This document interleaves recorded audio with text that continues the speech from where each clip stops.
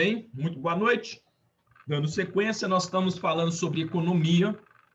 Falamos na aula passada sobre política monetária e nós falamos um ponto importante que eu acho que vocês assimilaram bem, que quando a gente fala de política monetária, nós estamos falando de tudo relacionado a dinheiro, tá certo? Tudo que estiver relacionado a dinheiro, nós estamos falando sobre política monetária. Tá legal? Então, nós vimos que tudo gira em torno da saída ou da entrada de dinheiro na economia. Tá legal? Quando a gente tem saída de dinheiro da economia, tá certo? Ó, dinheiro saindo, a gente vai ter uma política restritiva ou chamada de contracionista, e toda vez que a gente tiver uma entrada, um estímulo de entrada maior de dinheiro na economia, a gente vai ter uma política expansionista, visando o crescimento. É isso que a gente tem que entender. Tá certo, pessoal? O resumo de tudo, só reforçando com vocês, o resumo de tudo está nisso. O dinheiro está entrando ou saindo da economia? A medida está colocando ou tirando dinheiro? Se estiver colocando, expansionista, porque dinheiro na mão, lembra daquela história? Dinheiro na mão é vendaval? Dinheiro na mão, o que a gente faz? Consumo. Aí tudo começa a fazer sentido, né? Olha só antes da gente começar, se tem muito dinheiro na mão da população, a gente vai ter mais o quê? A gente vai ter mais consumo. E a gente sabe que na composição do PIB, né, que é lá o cigarro do X-Men, essa variável aqui, consumo, ela responde por quantos por cento do PIB? Mandem aí. Isso não pergunta na prova, não. Mas na hora que você manda uma dessa na consultoria, o cliente olha para você assim, opa, o cliente até inclina na cadeira assim, esse entende. Esse entende.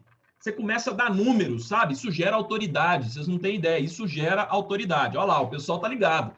60%, 60%. Sempre fala assim, tá, gente? Ó, em torno, tá? Por que em torno? Ah, se for 62, você não errou. Aí se for 58, você não errou. Então, em torno de 60%. Aí você acerta sempre, não corre o risco de você errar, tá legal? Mas é isso, ó, essa variável. Opa, então se tem mais consumo e o consumo representa 60% do PIB, quando tem muito dinheiro, a gente vai ter um crescimento do PIB. Aí você vai ligando as pontas. Se tiver um crescimento do PIB, vai ter mais emprego. Se tiver mais emprego, vai ter mais renda ainda. Se tiver mais renda, vai ter mais produção, que vai gerar mais emprego, que vai ter mais dinheiro, mais PIB. E vai gerar o quê? Inflação. Certo? Lembra, a inflação não é nociva. O que é nocivo é ter inflação acima da meta. Tá legal? Então, a inflação, quando ela começa a se deslocar para fora da meta, o Banco Central tem que adotar uma medida para controlar a inflação. Amém, pessoal? Isso aqui é só uma introdução para quando a gente estiver falando agora sobre política fiscal, a lógica por trás disso é absolutamente a mesma.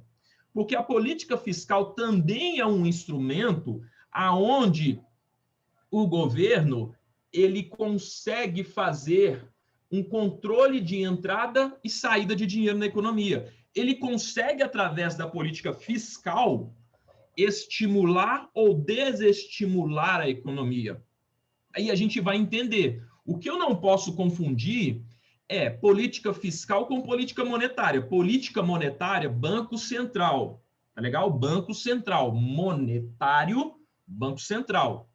Quando eu estou falando de política fiscal, nós estamos falando de gastos, né, despesas e receitas do governo. Então, aqui a gente está se referindo ao Ministério da Economia, né? A Fazenda, lembra? Ministro da Fazenda, que agora é o ministro da Economia, excelentíssimo, né? Paulo Guedes lá, que está pegando esse rojão aí no meio da pandemia. Inclusive, ontem, isso aqui são lives que certamente você tem que ver. Ontem o ministro Paulo Guedes fez uma live aí no mercado, até passou na Infomoney. Você não pode deixar de ouvir o que o ministro da Economia está falando. Tá certo? Então pega lá depois no YouTube, coloca lá na velocidade 1,75, escuta o que ele está falando. Aí você está pegando a fonte, você não está lendo. Ah, eu li no Globo. Ah, eu li no Valor. Não, você escutou da boca do Paulo Guedes o que ele está pensando em relação ao Brasil.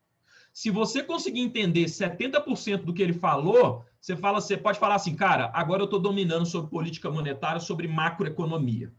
Entendi tudo o que ele falou. Ele falou que vai fazer isso, que vai dar esse, conseguir ligar tudo. Isso que é interessante, tá certo? Isso que é interessante. Beleza? Então, no caso da política fiscal, também vai ter esse viés de colocar ou tirar dinheiro da economia. Só que, na política fiscal, lembre, estamos falando de arrecadação. Tá legal? Arrecadação do governo. Estamos falando de tributos. Estamos falando de imposto. Tá certo? Essa que é a toada da política fiscal. Só para a gente não confundir. Política monetária, redesconto, open market, compulsório, taxa de juros. Isso é política monetária. Presta atenção, porque a prova gosta de confundir. Política fiscal, gastos, despesas, impostos e receitas do governo. Agora, o intuito, tanto de uma quanto da outra, são exatamente o mesmo. Vai ser colocar ou tirar dinheiro da economia. Tá certo? Como que a gente coloca ou tira dinheiro da economia? Só o pessoal está perguntando se, Davi, isso está na apostila? Está, mas lembrando, essas aulas não são aulas que a gente está seguindo a sequência do curso. Isso aqui não é um curso.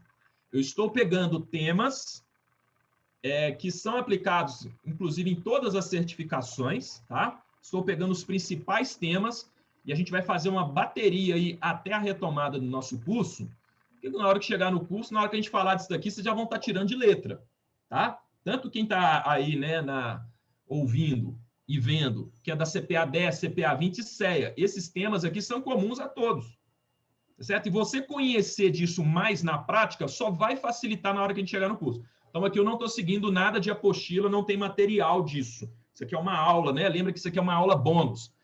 Eu até depois vou fazer uma propaganda e vocês me ajudem lá na divulgação, viu? Se vocês estiverem, naturalmente, espero que estejam assimilando e gostando, para mais pessoas poderem participar. Isso aqui eu vou intitular lá como Senhor Banco com você até a retomada das provas. É a forma que eu tenho de acompanhar vocês e vocês não ficarem aí inativos, né? Porque aí vocês vão entrar numa inércia, e o ser humano é isso, é inércia. Vocês entrarem numa inércia negativa até a retomada do curso. É para manter todo mundo em atividade, sem pegar pesado demais, tá legal?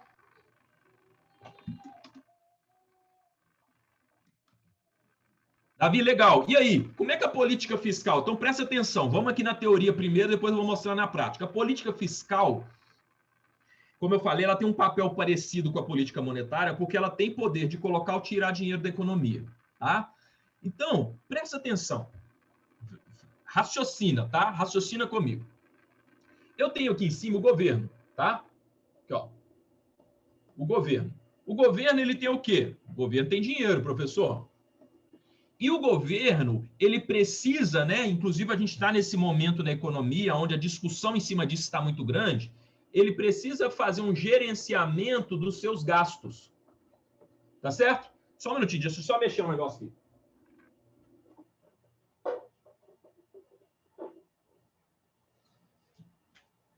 O governo precisa fazer um gerenciamento dos seus gastos. Então, pensa, o governo tem lá bilhões. Ele fala assim, olha, eu vou gastar na saúde, eu vou gastar na educação, eu vou gastar na infraestrutura. Ele tem uma série de gastos que ele vai destinar, né? Uma série de objetivos para ele destinar esses gastos.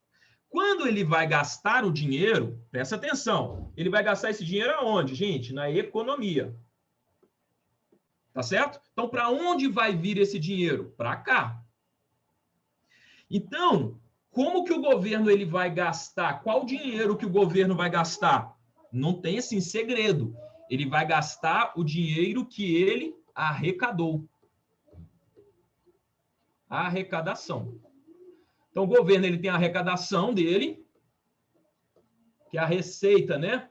Tem duas formas aqui do governo ganhar dinheiro. Uma, através de PIB. Vou colocar aqui, ó, através de PIB. Na verdade, eu vou colocar aqui, ó, para ficar mais bonito.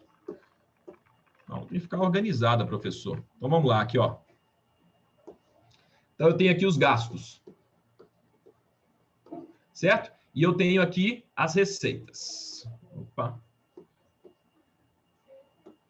Eu tenho de um lado aqui os gastos. E eu tenho do outro lado as receitas. Certo? Então, primeiro, o governo, ele tem aqui as receitas. Como que ele vai ter receita? Através do PIB ou através da arrecadação.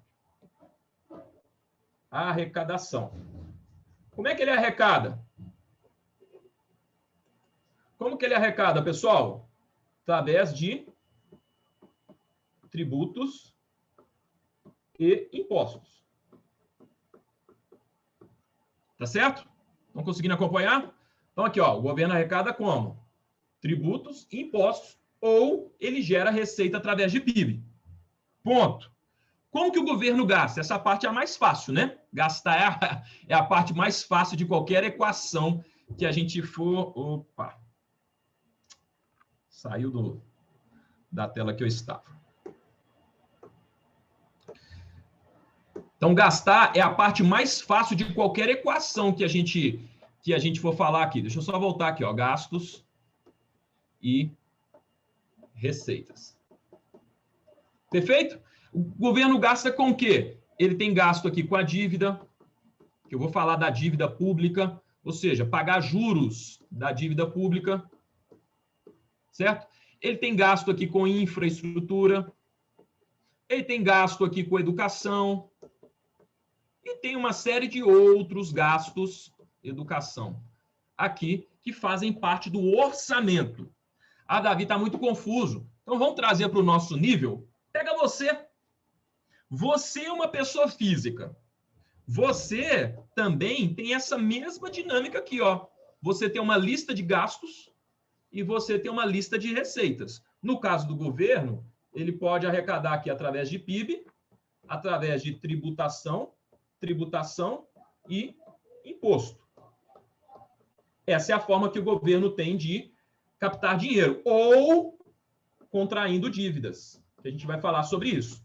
Você é a mesma coisa. De um lado você recebe, do outro lado você gasta. E o governo, da mesma forma. Não tem segredo. A economia, ela funciona da mesma forma, seja para uma pessoa física, seja para uma pessoa jurídica, seja para um governo. Não tem mágica. Tá legal? Não tem mágica. Agora, essa é a parte que vocês precisam entender. Para onde está indo o dinheiro? Presta atenção. Eu vou fazer a pergunta e vocês vão me falar se essa medida é expansionista ou contracionista. Tá legal? Eu vou fazer a pergunta. Quando o governo decide aumentar os gastos, essa é uma medida contracionista ou expansionista?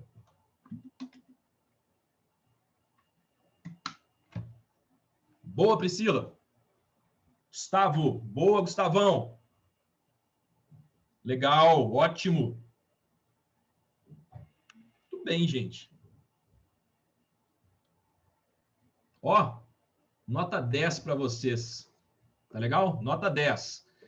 Professor, essa é uma medida expansionista. Por quê? Quando aumenta gasto, ele vai investir mais.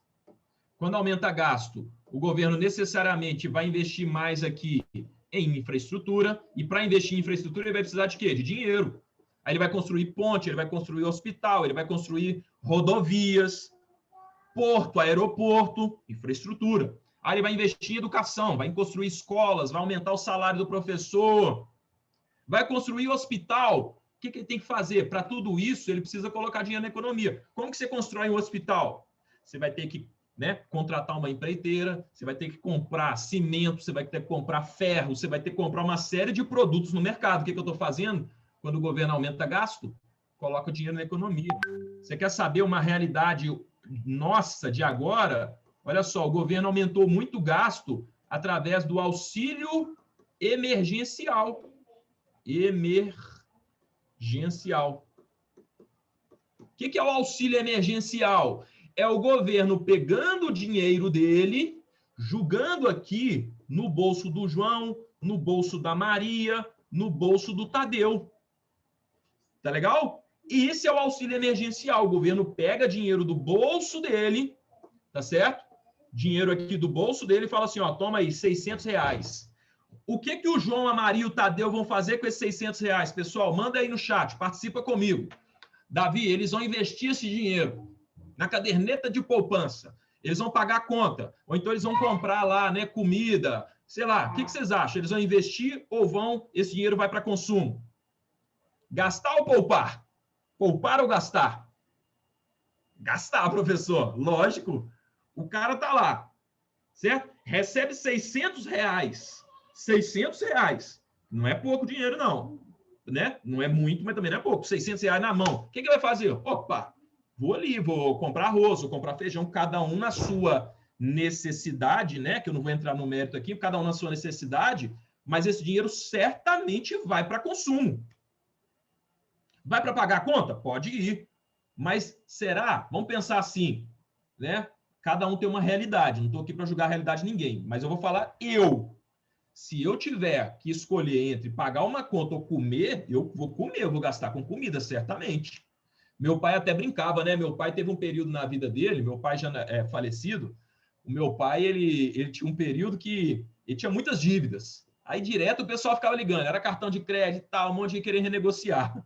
Ele até viu uma piada e falava com o pessoal, falou, ó, você fica me ligando, eu faço todo mês, eu coloco aqui todas as contas que eu tenho para pagar, eu coloco aqui num pote. Aí eu faço um sorteio de cada conta que eu vou pagar no mês, porque o dinheiro não dá para pagar todo mundo. Se você continuar me ligando, eu vou tirar seu nome aqui do pote. Então você para de me ligar. Se você continuar me ligando, você nem do sorteio vai participar.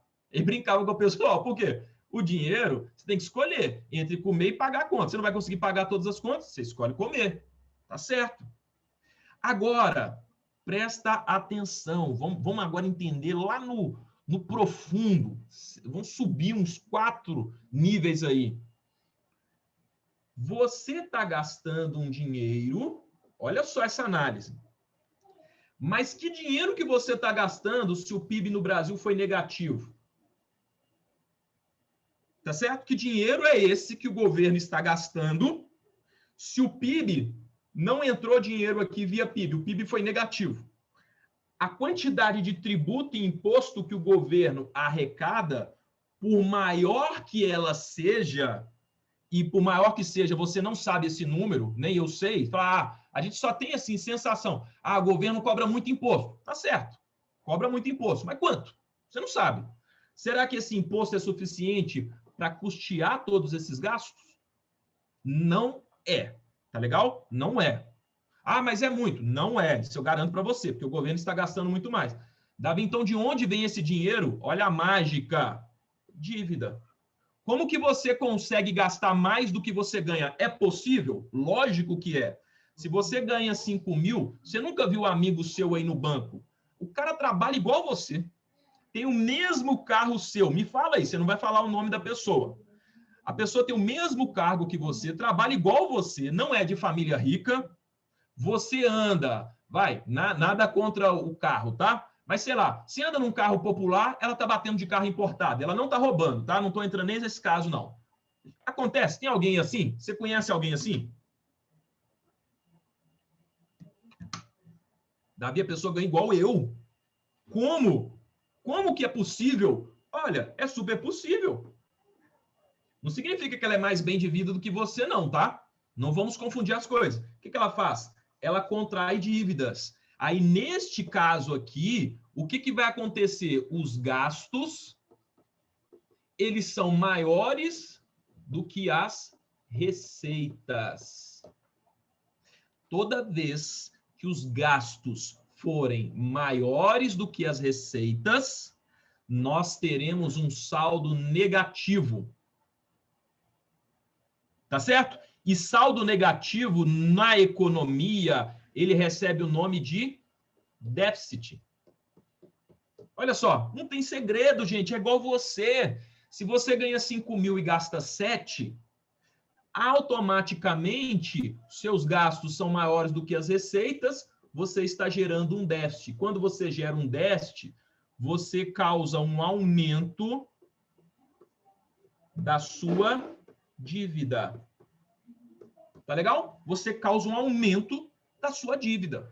E é exatamente isso que está acontecendo no Brasil agora. O governo ele precisa gastar muito para conter os efeitos da crise, e aí eu não vou entrar aqui no mérito se a política é a melhor, a pior, não vou entrar no mérito político da coisa, vamos entrar no mérito econômico. O governo ele está precisando gastar muito para conter os efeitos da crise. Se você for ver o quanto custa o auxílio emergencial, né? Tão falado aí, mas por que o governo não estende por mais um mês, 2 meses, 3 meses? Se a gente fizer o cálculo, e eu não estou defendendo nem estender nem nada, não é que eu estou ficando em cima do muro, porque não é o propósito nosso aqui, tá legal? Eu tenho a minha opinião, mas não é o propósito aqui a gente discutir isso. Mas, a cada mês que o governo estende o auxílio emergencial, o quanto que isso representa? Porque, gente, o Brasil é um país muito grande. Quando você fala assim, aumentar para mais 2 meses, são mais de 220 milhões de habitantes. Não significa que todos recebem. Mas quanto que isso representa? São bilhões. Bilhões. Mas é só 600 reais. Multiplica 600 reais pela quantidade de pessoas que está recebendo, que você vai saber. Tá certo? Então, cada mês é uma responsabilidade muito grande. Agora, Davi, mas por que isso é negativo? Agora, presta atenção. Olha só, a gente tem aqui, o Brasil ele passou por um momento, só para a gente finalizar essa parte da análise, depois se vocês tiverem, né, assim, Davi, eu estou entendendo. Sabe por quê? Se você não entende isso na economia, você não vai entender isso na sua vida, porque a sua vida funciona do mesmo jeito, receita, gerenciamento de receita e gastos, da mesma forma. Olha só, o Brasil ele viveu um momento aonde, só pegar uma cor diferente aqui, ó, aonde a gente tinha, sim, uma despesa grande, certo? Então, eu vou colocar aqui, ó, esse azul aqui é despesa. Despesa barra gasto. Tá legal? Só que a nossa receita, pessoal, ela era baixa. A gente viveu um momento assim. Então, o que que isso gera? Isso gera um aumento da nossa dívida pública. E aqui é o tempo, tá? Essa linha aqui é a linha do tempo. E aqui o tamanho da dívida. Só que aí o Brasil ele passou um momento, né? Principalmente lá no governo Lula, e de novo, sem o viés político, vamos entender da parte econômica. Aonde o governo, através de políticas sociais, ele começou a injetar dinheiro na economia, e seja você de esquerda ou de direita, ou de centro, ou sei lá do que você é. Você tem que entender a parte econômica da coisa, não fica não se atenha à parte política só, não. Entenda da parte econômica. Olha o que eles entenderam. Eles entenderam o seguinte, se eu colocar dinheiro na mão da população, não preciso trabalhar a educação, não, tá? Coloca o dinheiro na mão da população. Esse dinheiro vai para onde? Me responda aí, se eu colocar o dinheiro na mão da população, para onde que vai esse dinheiro?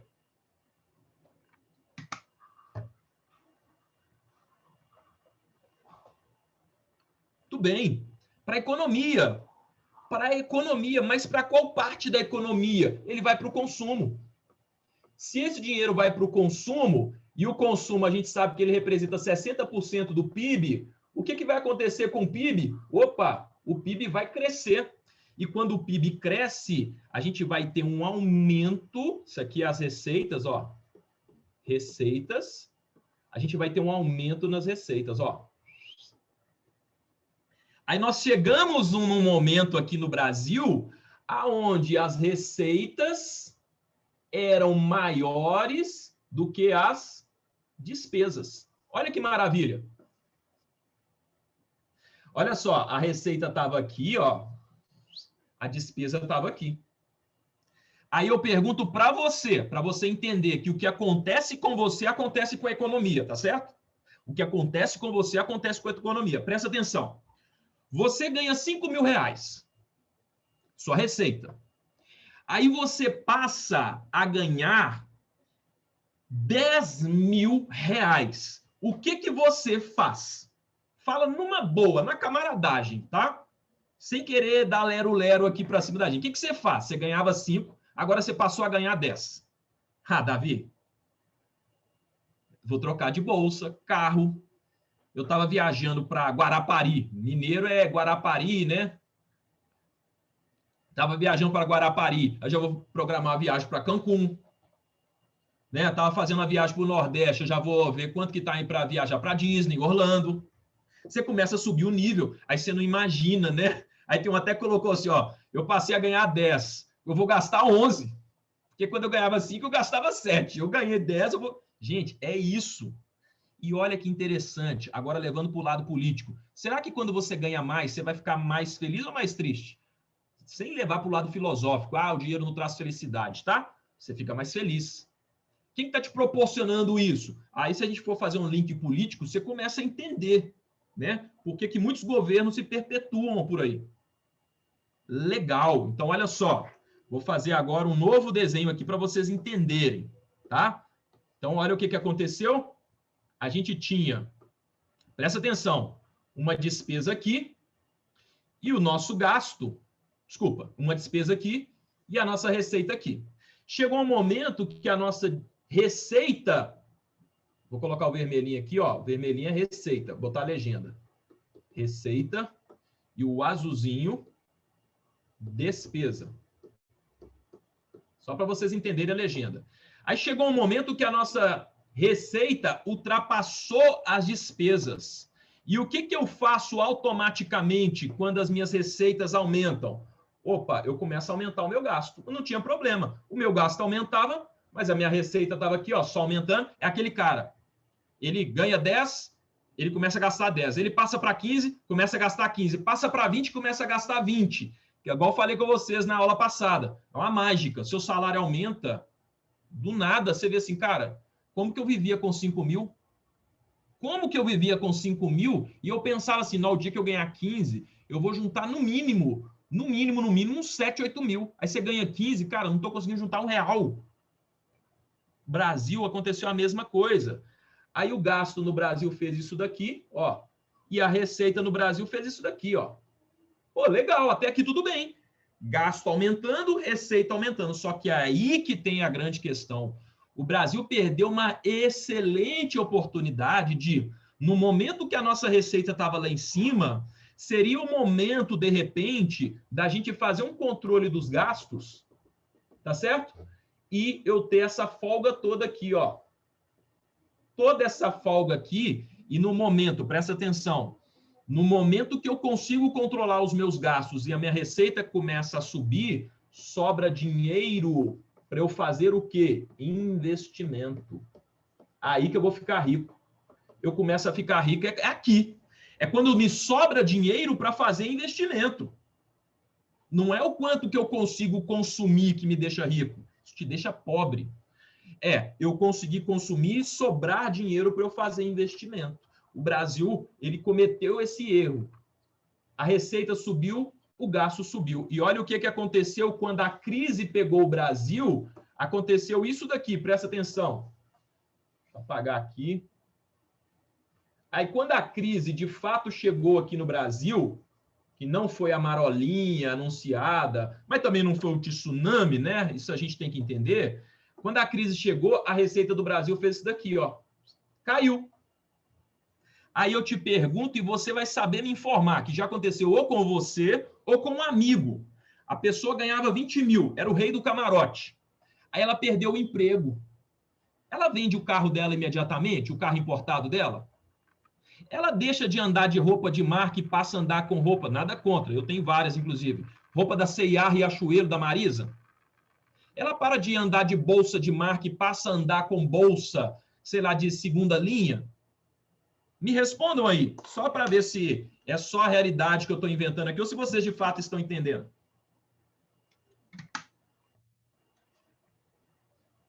Normal, né, gente? O que acontece? O Brasil ele fez isso aqui, ó.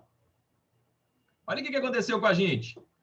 A nossa despesa continuou aumentando, Porque quem gasta, né? Subir de nível é fácil, descer é difícil demais. Descer de nível é muito difícil. A receita caiu, despencou e a nossa despesa aumentou. O que que acontece quando eu tenho uma despesa maior do que a receita? Eu vou gerar dívida.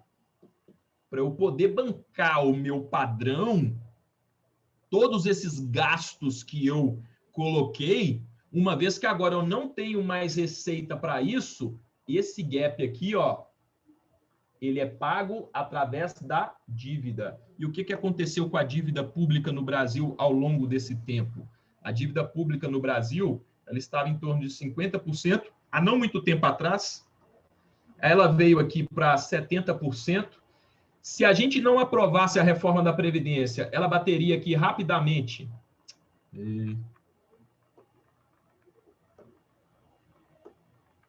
Espera aí.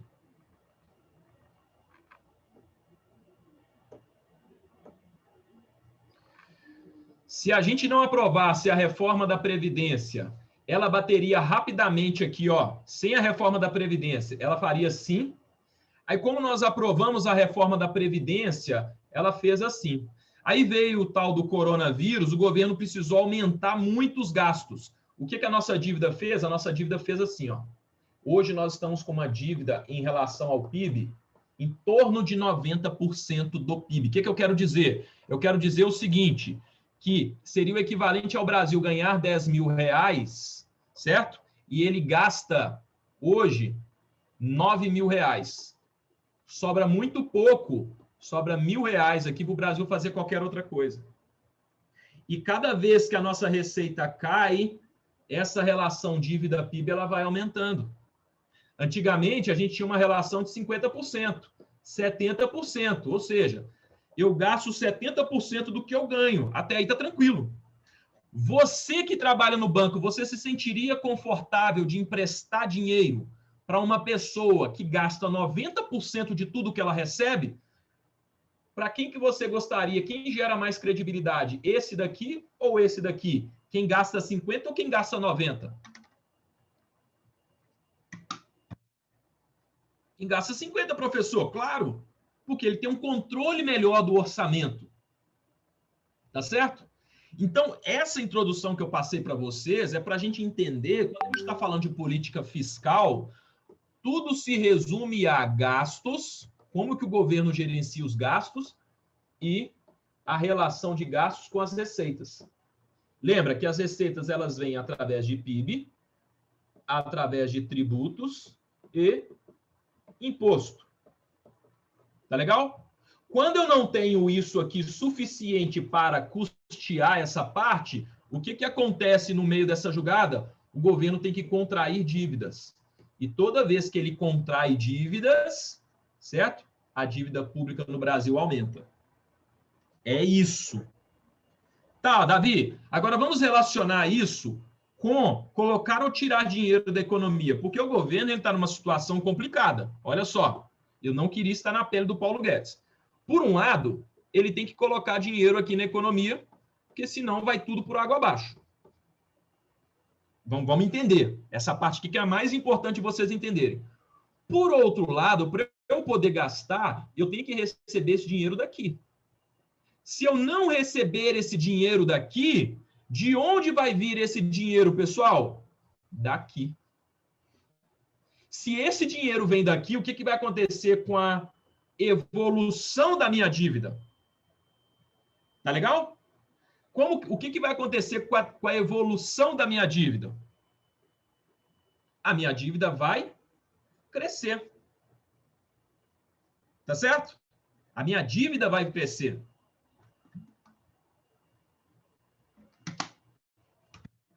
E aí? O que fazer nesse momento? Coloca a sua opinião aí, pessoal. Coloca a sua opinião. O que fazer? Não tem certo nem errado, mas na sua opinião, será que é melhor continuar gastando para tentar socorrer a economia e fazer com que a dívida cresça, ou não? Não gasto nada, certo?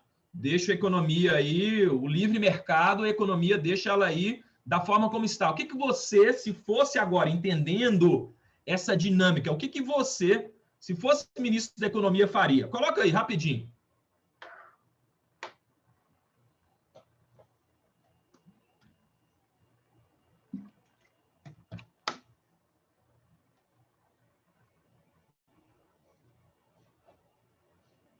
Legal, o pessoal tá aí, ó, gastar menos. Eu vou ser o advogado do diabo aqui, tá? Mas se você gastar menos, você tem que escolher de onde você vai cortar saúde, educação ou segurança. Você tem que cortar gasto. O governo, ele tem gastos que ele precisa pagar. Ah, eu vou tirar dinheiro do funcionário público. Você não pode. Eu gasto isso aqui, ó. Isso aqui é gasto. Infraestrutura também. De onde você vai cortar? Aqui, gente, aí levando para o seu dia a dia. Certo? Levando para o seu dia a dia. O que você vai cortar? Vou cortar academia. Legal, isso é supérfluo. Isso aí o governo já cortou. Ah, eu vou cortar a net. Pô, legal também. Então, se você cortar a net, você não poderia virar aula. Ah, não, peraí, professor, então a net eu não vou cortar, não. Deixa eu deixar pelo menos a net. Legal. Você vai cortar o arroz? Vai cortar o feijão? O que você vai cortar? Os gastos essenciais você não pode cortar. Então, a situação não é fácil, tá certo? Ah, então vamos aumentar a dívida. Pô, beleza. Aí estão colocando, ó, vou cortar da infraestrutura. Tudo bem. Tudo, pessoal, são decisões difíceis de ser tomadas. Se eu corto na infraestrutura, eu estou colocando o país numa situação, né, que ele não vai crescer também, porque o que faz o país crescer é quando ele tem desenvolvimento em infraestrutura. Senão eu não vou ter rodovia, eu não vou ter aeroporto, eu vou ter tudo aí aos frangalhos. Olha lá, ó, a Câmara aprovar as reformas fiscais e administrativas, parar de roubar. Tudo isso é válido. Mas o que eu quero mostrar para vocês é que é uma decisão difícil. Por quê? Aqui no Brasil, quando a gente está falando disso daqui, ó, não envolve só dinheiro. Aí entra a parte que eu não vou entrar no mérito, mas entra essa parte aqui, ó. Tá certo? O governo ele não pode tomar todas as decisões de maneira ditatorial. Ele tem que mandar, né, as propostas estruturais para onde? Para o Congresso. Tá certo? Congresso altamente, né, qualificado, de pessoas que entendem profundamente de economia, que estão interessados no bem da população, não é assim? Então você manda para essa turma aqui. Só que essa turma aqui é difícil de negociar. Aí fica aquele jogo do empurra-empurra. Mas essa parte aqui, ela é difícil. E essa daqui também é difícil. Beleza? Muito bem. Então, aqui deu para a gente ter uma ideia do que nós estamos falando. Vamos agora na parte teórica aqui. Então, política fiscal, estamos nos referindo, tá, a impostos e gastos, tá? Toda vez que eu tenho mais gastos, olha só, mais gastos, menos impostos, o que são aqui tributos e impostos? Que é a mesma coisa, né? Tudo isso tira dinheiro do seu bolso. Imposto de renda. Se você ganhar 10 mil, e vamos supor que o imposto de renda é de 20%, só um exemplo, vai sobrar no seu bolso 8 mil. Se o governo, ó, menos, ele diminui esse imposto de 20 para 10, quanto que vai sobrar no seu bolso? 9 mil. Então, adicionou R$ 1.000 aqui no seu bolso com essa brincadeira. Então, quando o governo, presta atenção, quando o governo ele faz redução do IPI ou isenção de IPI, isso é uma política fiscal expansionista. Quando o governo aumenta gastos, auxílio emergencial é o governo gastando. É uma medida expansionista, porque esta medida está colocando dinheiro na economia. Ah, Davi, eu não entendo como que está colocando ó, o auxílio emergencial, ele coloca o dinheiro na conta da população. Dinheiro na economia. Tá legal? O contrário também é verdadeiro. Quando o governo aumenta a carga tributária, olha, eu tiro a isenção do IPI, ou então eu aumento o IPI. Quando o governo reduz gastos, ele cancela o auxílio emergencial, ele diminui o gasto na saúde, na educação, na infraestrutura, na segurança, enfim, reduz gastos. O que ele está fazendo? Ele está tirando dinheiro na economia. É uma política contracionista. Então, o governo ele faz uma combinação entre política monetária, as ferramentas que o Banco Central utiliza para controlar a quantidade de dinheiro, ele faz isso combinado com a política fiscal. O que eu não posso confundir é política fiscal, arrecadação, tributos. Política monetária, open market, redesconto, depósito compulsório e taxa de juros. Cada um na sua alçada. Tá legal? Beleza. Seguindo aqui, nós comentamos, né, o que acontece quando o governo gasta mais do que arrecada. O que acontece com você quando você gasta mais do que arrecada? Você pode utilizar qualquer terminologia. Professor, deu ruim, fiquei no vermelho, cheque especial. Legal. No economês, eles falam o seguinte, gera um déficit. O que é déficit? Um saldo negativo. Isso acontece quando você gasta mais do que arrecada. Olha que interessante. O déficit ele pode ser primário ou nominal. O que é primário? O primeiro é quando não... Presta atenção que isso aqui cai na prova. É quando não inclui despesas com juros. Exemplo, você gastou lá, você usou 10 mil do cheque especial. Se no mês que vem você depositar 10 mil, tá de boa? Cobrir o cheque especial. Você tem que depositar quanto para cobrir o cheque especial?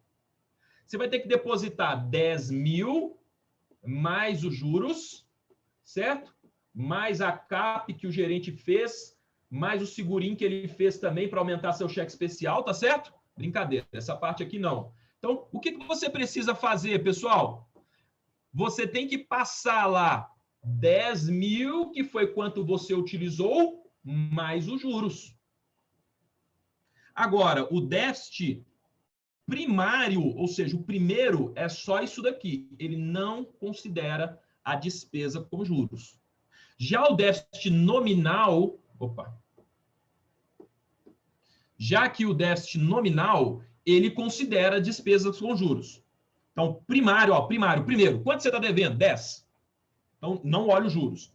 Já no déficit nominal, eu vou olhar o quanto eu devo mais os juros. Tá legal? E o contrário aqui também, olha, quando eu gasto menos do que eu arrecado, do que eu recebo, eu vou gerar um superávit. Tá certo? O superávit é quando eu arrecado mais, ou seja, eu gasto menos do que eu ganho. Legal? Eu gasto menos do que eu ganho, vai gerar um saldo positivo. Então, déficit é quando você tem uma conta e essa conta está negativa. Superávit, quando você tem uma conta e entradas e saídas, no final deu um resultado positivo. Eu uso, presta atenção, isso aqui também é uma terminologia, é uma parte de português, mas que eu tenho que levar para a prova, é uma terminologia importante. Déficit é quando eu estou avaliando conta. Eu tenho uma conta e nessa conta eu tenho entradas e eu tenho saídas, certo? In, out. Certo? Eu tenho entradas e eu tenho saídas. Se o saldo for positivo, superávit.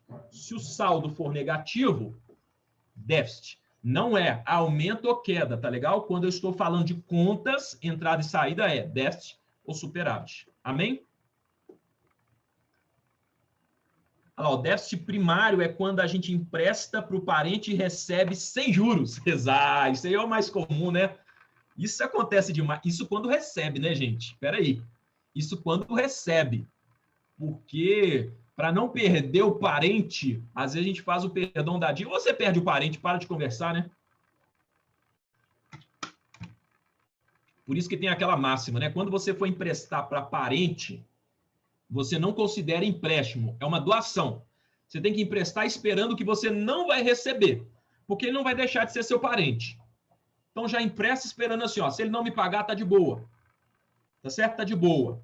Porque a chance disso acontecer é muito grande. Pessoal, a gente acabou a parte de política fiscal e vamos entrar na parte de política cambial. Antes de eu avançar, ficou claro para vocês? Podem falar aí no chat. Como que funciona a questão da política fiscal?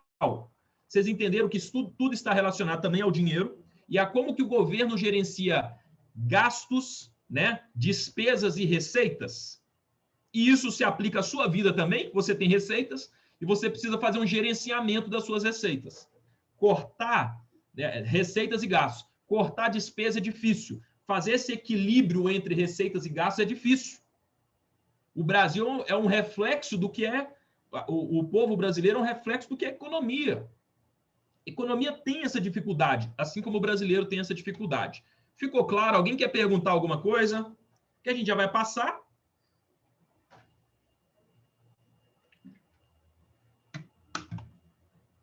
Beleza. Só lembrando aí, o pessoal está perguntando, todas essas aulas, eu vou subir elas para o YouTube, tá? Vou fazer uma sériezinha lá para quem quiser ver, acompanhar. Essa eu não vou subir na nossa plataforma, a plataforma vai ficar exclusiva só para as aulas de cada curso, né? Que aí na turma a gente tem, o pessoal que está vendo, tem gente que faz CPA 10, CPA 20, CEA. Tudo que eu estou falando aqui se aplica a todas as certificações. A gente está entrando aqui num viés mais prático, para você entender mesmo a fundo. Cada certificação, quando a gente estiver no curso, a gente vai dar um viés não só prático, mas um viés direcionado para a prova, o que em toda aula também a gente faz, né? A gente responde questões aqui que caíram nas provas recentes, tá? Então a gente está fazendo essa ligação e eu vou subir tudo lá para o YouTube. Beleza, pessoal? Vamos falar agora sobre política cambial. Política, modo como se faz. Da mesma forma que eu tenho a política monetária, que é a forma como o governo controla o dinheiro na economia, aí a política monetária. Quando eu estou falando sobre política cambial, a gente já viu sobre câmbio. Câmbio é trocar uma moeda de um país por outra moeda. Quantas moedas eu preciso de um país para comprar a moeda de outro país? Quantos reais eu preciso para comprar um dólar? Quantos dólares eu preciso para comprar um euro? Quantos euros eu preciso para comprar uma libra? Isso nós estamos falando sobre câmbio, trocar uma moeda por outra. No Brasil, a gente tem basicamente 3 regimes cambiais que a gente pode trabalhar. O Brasil não trabalha com os 3 ao mesmo tempo. E isso vai perguntar na prova. Tá? A gente tem aqui no Brasil o regime de câmbio flutuante. Opa! A gente tem no Brasil o regime de câmbio flutuante. Nossa! Não dá não, peraí. Eu bati o errado. Câmbio flutuante, câmbio fixo e bandas cambiais. Tá legal? Vamos entender cada um. O câmbio flutuante, como o próprio nome dele diz, e o Banco Central vai deixar a taxa flutuar livremente, tá certo? Livremente, por isso que é chamado de flutuante. E o que faz o câmbio flutuar? Pessoal, presta atenção, essa parte que eu vou explicar aqui, ela é extremamente importante, tá? Primeiro, vou desenhar aqui o mapa do Brasil. Olha só a perfeição do meu mapa do Brasil. Nossa, numa boa! Isso aqui parece uma peça de pernil, mas é exatamente o mapa do Brasil, tá certo? Então, aqui é o nosso Brasilzão. Beleza? Eu tenho diariamente entradas, certo? Vou colocar aqui o dólar só como uma referência. Entradas e saídas de dólares. Se vocês entenderem isso daqui, vocês não erram nenhuma questão na prova sobre isso. Entrada e saída de dólares diariamente no Brasil, através das transações que o Brasil faz. O Brasil, ele exporta. Então, quando o Brasil exporta, ó, ele joga a mercadoria para cá, produto, e ele recebe em dólares, certo? Então, eu vendo uma mercadoria para fora, eu vou receber o quê? Em dólares. Quando eu importo, é o contrário. Quando eu estou importando, ó, importação, eu tenho que pagar em dólares, então eu jogo o dólar lá para fora e recebo o quê? Eu recebo produto ou serviço. Estão entendendo a dinâmica? Beleza. Agora, como que eu vou saber, dentro da política cambial, o saldo final dessas contas? A gente vai estudar daqui a pouco, né, as contas que o Brasil trabalha para fazer o registro disso, mas no primeiro momento eu quero mostrar o seguinte: o que faz o dólar flutuar? Flutuar. O dólar vai flutuar conforme o saldo total de entradas e saídas for positivo ou negativo. O que eu quero dizer com isso? Presta atenção. Se eu tiver uma entrada maior de dólares do que uma saída, digamos que sobrou aqui entre entradas e saídas, sobrou 100 milhões de dólares, ou seja, teve um saldo positivo de 100 milhões de dólares. Aí, gente, é a lei da oferta e da procura. Presta atenção. Eu tenho uma entrada maior de dólares na economia, certo? Então, eu tenho dólar em excesso. Se você tem mais dólares entrando, você vai ter esse excesso. O que vocês acham que vai acontecer com a cotação do dólar? Ela pode subir ou cair. Ela vai cair ou ela vai subir? Presta atenção. Entrou mais dólares. O dólar vai cair ou vai subir? Responda aí no chat. Perfeito, gente. Perfeito. Vai cair. Mas, professor, por que ele vai cair? Porque você tem mais dólar na economia. Tudo que você tem em excesso, o preço daquilo vai cair. Tá certo? Você tem muito dólar aqui. Aí você vai no sinal, ao invés de eles colocarem, né, uma balinha lá no seu retrovisor, eles colocam a nota de dólar. Quer comprar dólar? Quer comprar dólar? Todo mundo tem dólar. Então, aquilo que tem em excesso, o preço cai. Olha como que a prova gosta de colocar. Presta atenção. Primeiro, eu tenho que entender entrada e saída. Se tem mais oferta, o preço daquilo que tem excesso vai cair. Se tem uma menor oferta, ou seja, saiu mais dólar do que entrou, o saldo negativo, certo? O preço da moeda estrangeira vai subir. Só que a prova gosta de colocar assim, ó. Ela fala moeda local. O que é a moeda local? A moeda local é o real. A moeda estrangeira,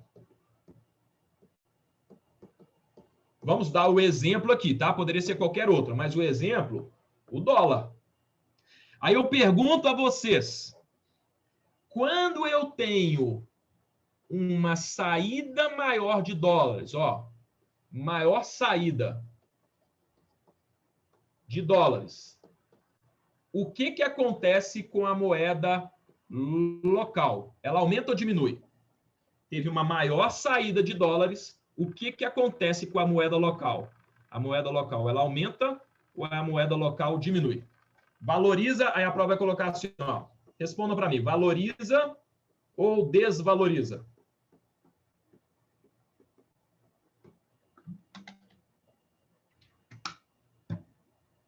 Só responda assim, ó, resposta, valoriza ou desvaloriza a moeda local?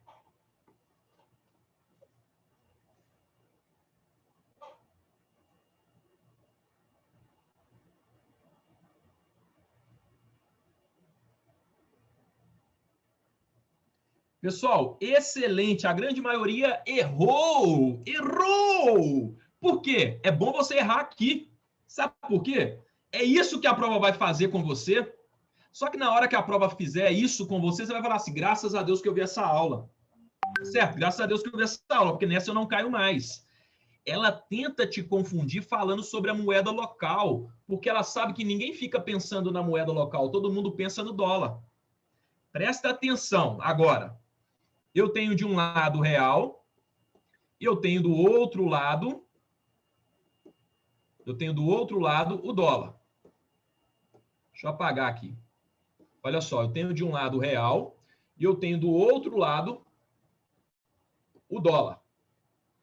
Uma saída, uma maior saída de dólares, aí você tem que levar o raciocínio, você tem que raciocinar com calma.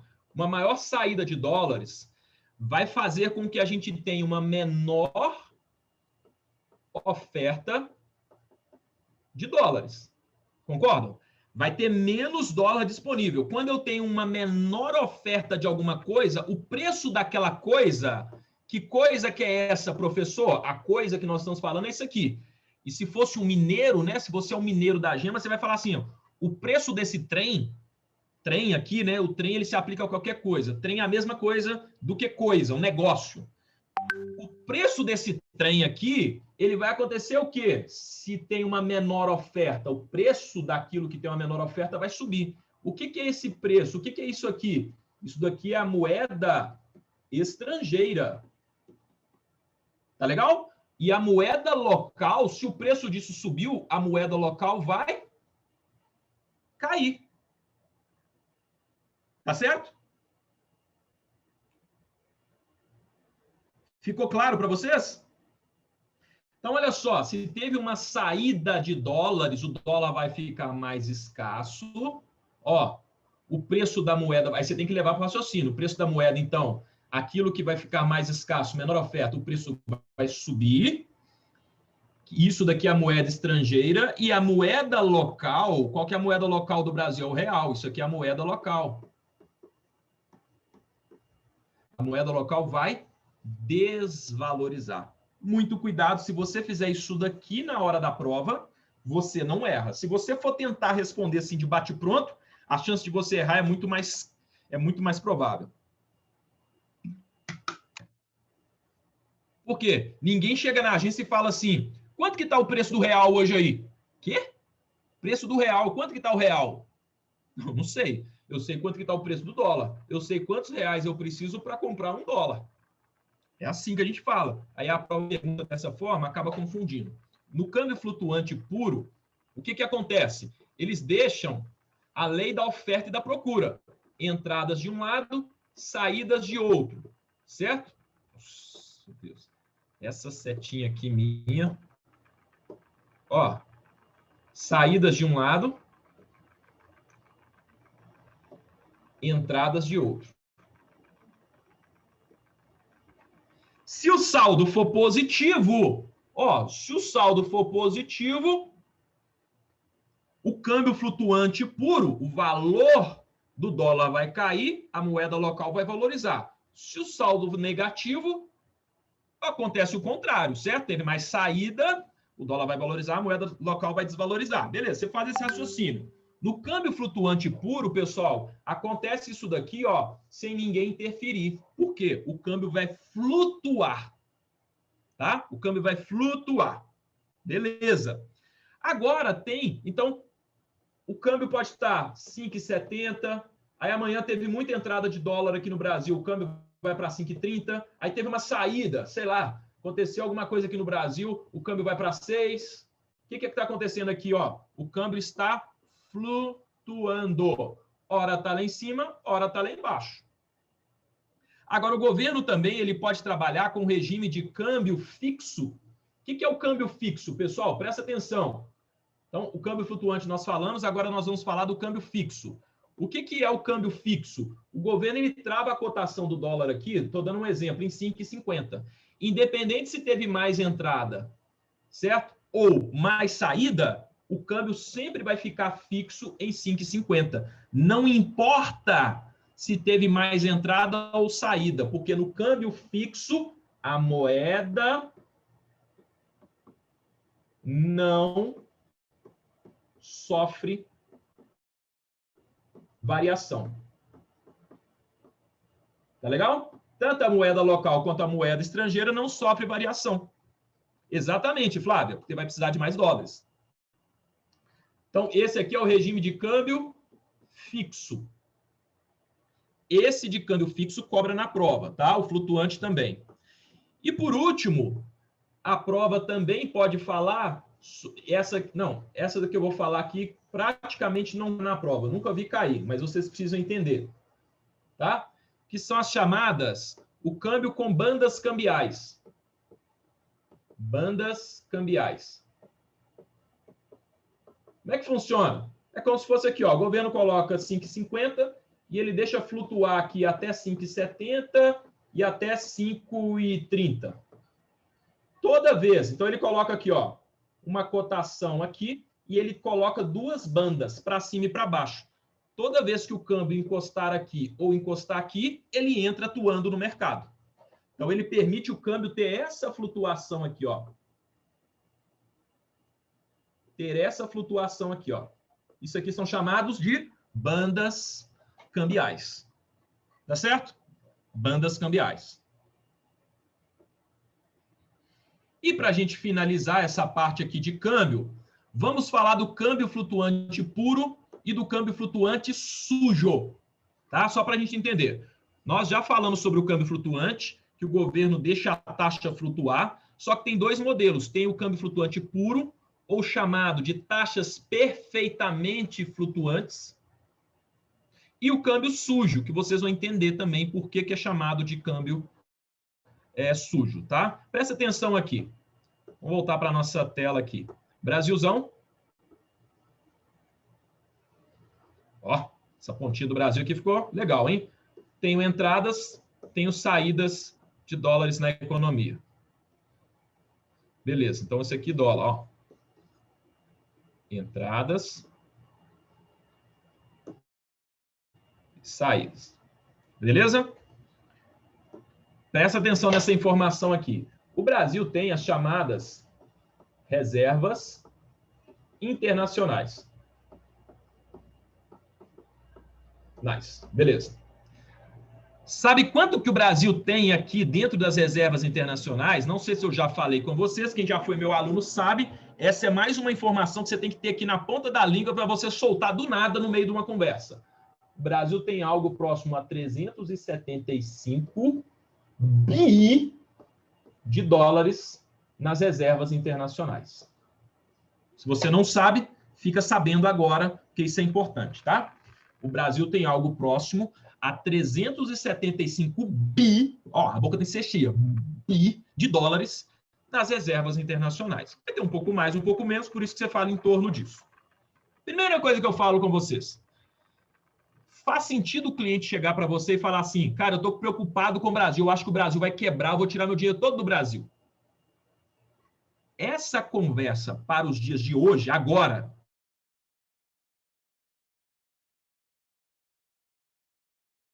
$375 bi de reserva em dólar. Em dólar. Isso não tem como. É o equivalente a você falar o seguinte, o Davi está devendo 1 milhão no mercado. Só tomar uma água aqui. É equivalente a você falar, o Davi está devendo 1 milhão no mercado. O Davi vai quebrar. Aí você olha para minha conta, eu tenho 100 milhões aplicado. Eu vou quebrar com 100 milhões? Da noite para o dia? Não.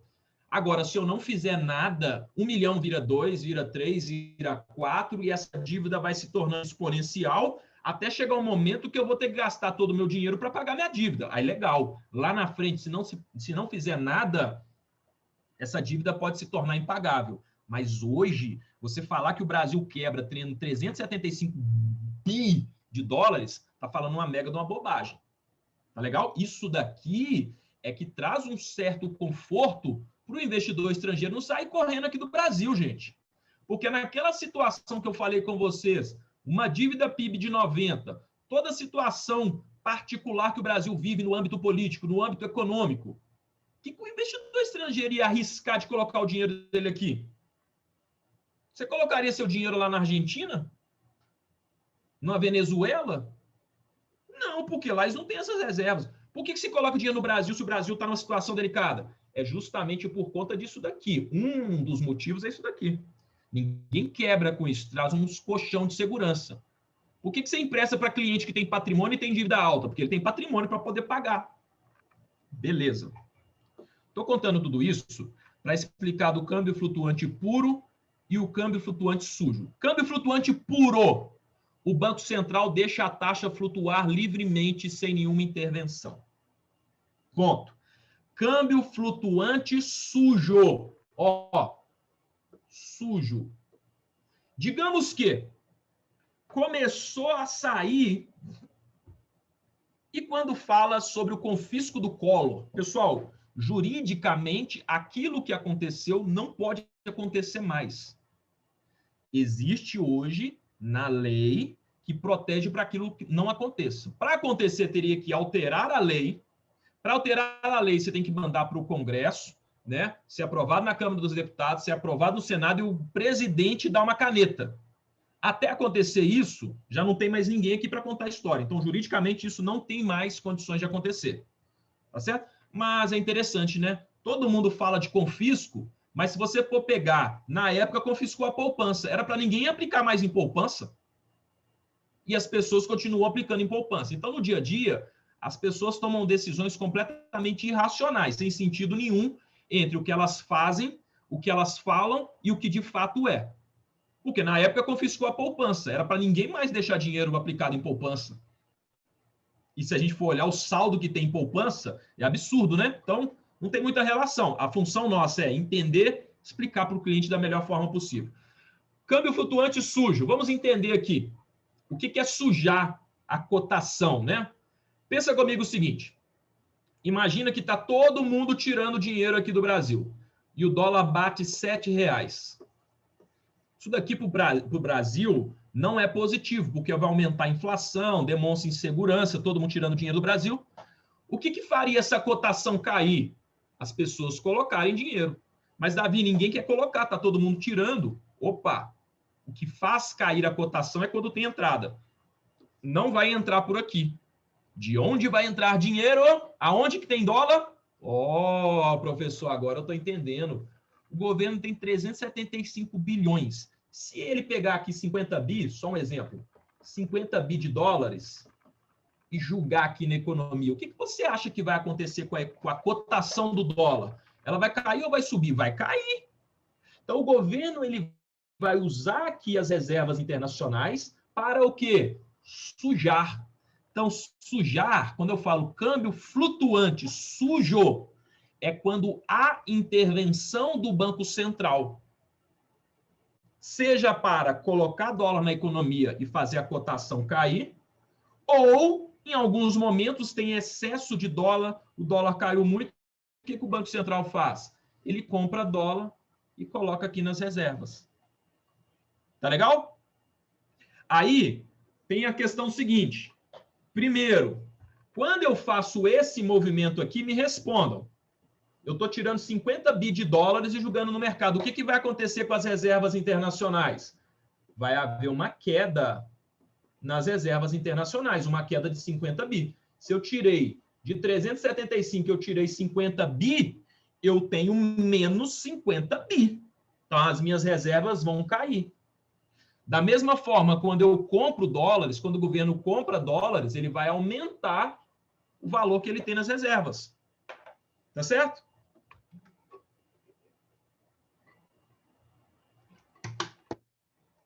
Aí vamos para as perguntas. De que forma ele coloca esses dólares na economia? Vendendo. Tá certo? Vendendo, fazendo leilão, certo? Leilão de dólar. Aí eu não vou entrar no detalhe, né? Mas tem o swap cambial que a gente ouve falar, não vou entrar nesse detalhe, que não carece, mas ele vende dólares, ele começa a vender, vender, vender. Quando você vende uma quantidade grande de alguma coisa, o preço daquela coisa vai cair. Tentar vender 50 bi, o preço vai cair.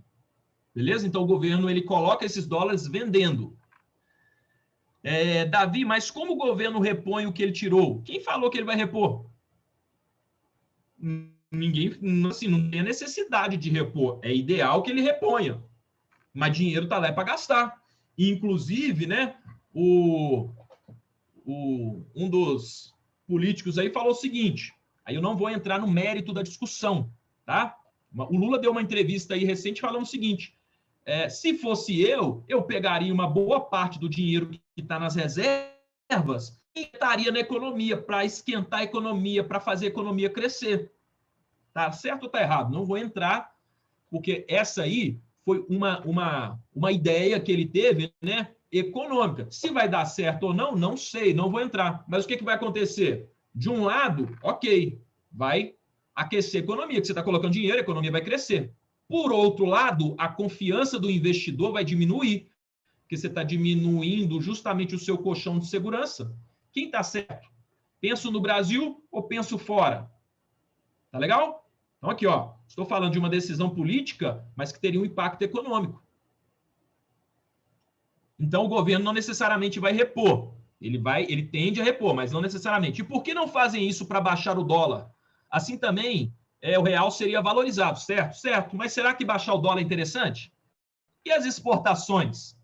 Então, gente, toda causa tem um efeito, não tem o certo nem o errado, depende do que o governo pretende. E outro ponto, o que será melhor, você ter 375? Olha que interessante essa pergunta aí, ó. Será que é melhor você ter 375? Opa! 375 bi de dólares com dólar a 5,70 ou com dólar a 4,20? Hã? O que será melhor? Quem que é mais rico? O Brasil com 375 a 5,70 ou a 4,20? Aí é uma dúvida, de novo. Na economia não tem assim o 100% certo, 100% errado. São escolhas. Cada escolha tem uma consequência. Tá legal? Ah, Davi, mas não precisava ter 375. Se ele tivesse 100, ele seria rico também. Não sei. Tá certo? Por isso que essa decisão de peixe grande. Cabe a gente entender, a gente ter uma discussão, saber discutir, né? De igual para igual com uma pessoa. Cara, eu entendo, mas eu acho que podia ser feito assim, podia colocar um pouco de dinheiro, você conseguir discutir de igual para igual.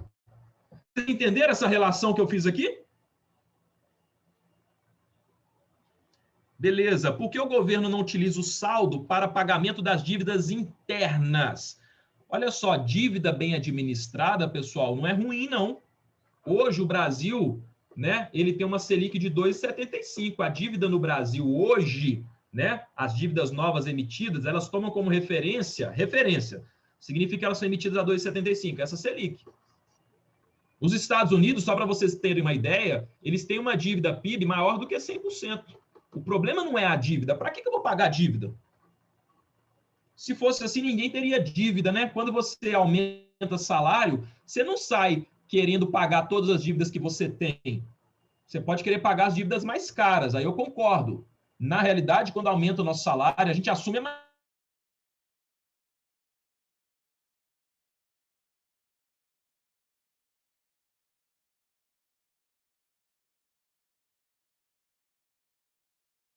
está em dólar ou em real. Ele tem as duas, tá?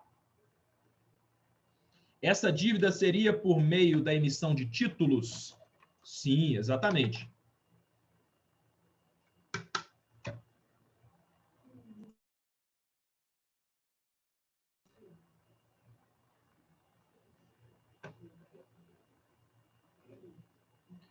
Beleza, gente? Então vamos lá. Opa. Então aqui, ó. Então nós falamos do câmbio flutuante puro, do câmbio flutuante sujo.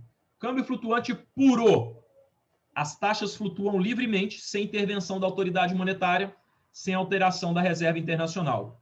Câmbio flutuante sujo. A autoridade monetária, o Banco Central, lembra que é Banco Central, política cambial, ele vai fazer intervenções, por isso que a gente chama de sujar, e com isso as reservas vão alterar, seja para cima ou para baixo, porque ele fez uma intervenção. Ele faz uma intervenção de onde? Das reservas que ele tem. Amanhã, quando você for conversar com o cliente, solta essa aí que eu falei com vocês, no meio da conversa, do nada. Você está falando de futebol com o cliente, do nada você solta assim. Cara, você sabia que o Brasil tem 375 bi de dólares nas reservas internacionais? O cara vai ficar maluco, nem vai entender nada. Joga essas informações, dados de efeito, que isso vai te fazer parecer um pouco mais inteligente até do que a gente é.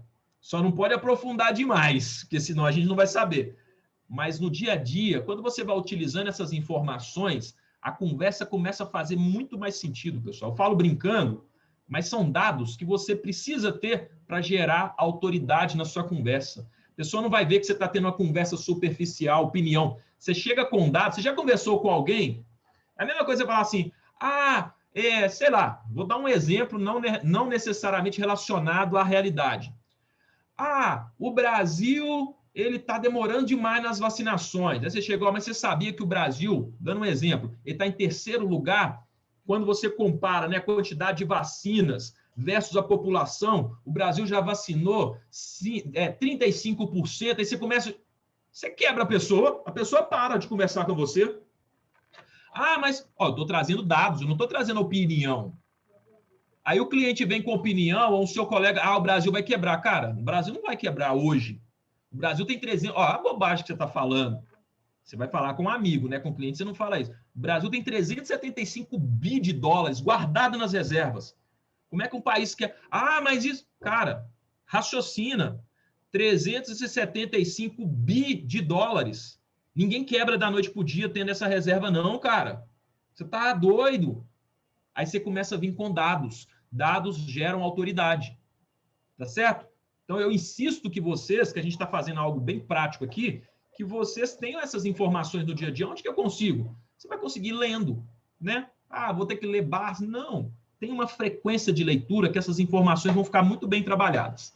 Beleza? Para a gente finalizar essa parte aqui, pessoal. Vamos falar aqui sobre o balanço de pagamentos, tá? O que é o balanço de pagamentos? O balanço de pagamentos é onde são registrados. Lembra que eu falei de entrada e saída de dinheiro do Brasil? Beleza. Por onde entra, por onde sai. E aonde é contabilizado essas entradas e essas saídas. Todas as entradas e todas as saídas, elas são contabilizadas aqui no balanço de pagamentos. Então, o balanço de pagamentos é onde se faz o registro de todas as transações que o Brasil faz com o restante do mundo. Tá legal? E muito se engana quem pensa que o Brasil só faz exportação e importação. Isso é o que você ouve falar no Jornal Nacional. O William Bonner chega lá todo bonitão e fala: boa noite. A balança comercial registrou um déficit, registrou um superávit. Tá, balança comercial, se a gente for observar, ela é uma das contas que compõe o balanço de pagamentos. É uma das. Eu tenho a balança comercial, eu tenho a balança de serviços, eu tenho a balança de rendas, eu tenho as transferências unilaterais. O Brasil faz uma série de transações com o restante do mundo. Transações onde vai ter saída de dinheiro e entrada de dinheiro. E dentro do balanço de pagamentos, ó, o BP, eu tenho duas grandes contas. Eu tenho a conta corrente e eu tenho a conta de capitais, que a gente chama, né, de CC mais CC. A conta corrente é onde se transacionam todas essas operações aqui, balança comercial, balança de serviços, balança de rendas, e na conta de capitais é onde se transaciona o investimento direto estrangeiro, quando entra dinheiro aqui no Brasil para investir em infraestrutura, por exemplo, operações bancárias, pagamento de conta. Às vezes tem um estrangeiro, uma empresa que tem que pagar uma conta aqui no Brasil. Entrou dinheiro aqui. Ou o dinheiro que entra aqui no Brasil para investir no nosso mercado de capitais. Observa que aqui eu não falei nada de importação e exportação. Então, é errado falar que quando o Brasil exporta mais do que importa, ó, exportou. Se ele exportou mais, significa que nós tivemos uma maior entrada de dólares. Sim, mas nessa conta aqui, se nessa conta aqui teve uma entrada de 100 milhões e nessa daqui teve uma saída de 200, no final o saldo foi negativo de 100. Então eu não posso falar que porque o Brasil exportou mais do que importou, que o saldo do balanço de pagamentos ele foi superavitário. Porque no balanço de pagamentos eu contabilizo todas as transações que o Brasil faz com o restante do mundo. Tá legal? Então, o balanço de pagamentos relaciona tudo isso. O saldo do balanço de pagamentos, eu vou fazer o somatório da conta corrente mais a conta de capitais, que aí a gente chama de CC mais CC. Tá legal? Então, CC mais CC, conta corrente mais a conta de capitais. Se o saldo aqui for positivo, vai gerar um superávit. Se o saldo for negativo, vai gerar um déficit. Tá legal?